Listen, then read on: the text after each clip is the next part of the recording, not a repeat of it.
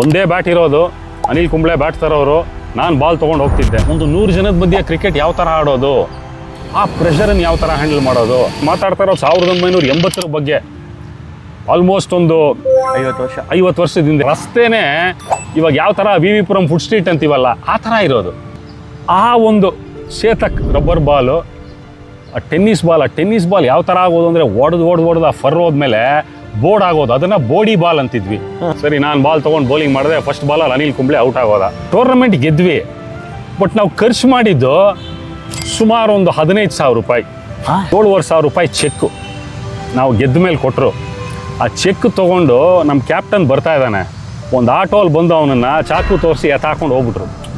ಇದು ಬಹುಶಃ 1990 ರೇಂಜಲ್ಲಿ. ಇಲ್ಲಿ ಪಕ್ಕದಲ್ಲೇ ಉಳ್ಳಾಳಿದೆ, ಹಾಂ, ಅಲ್ಲೊಂದು ಸೈಟ್ ಸಿಕ್ಬಿಡೋದು.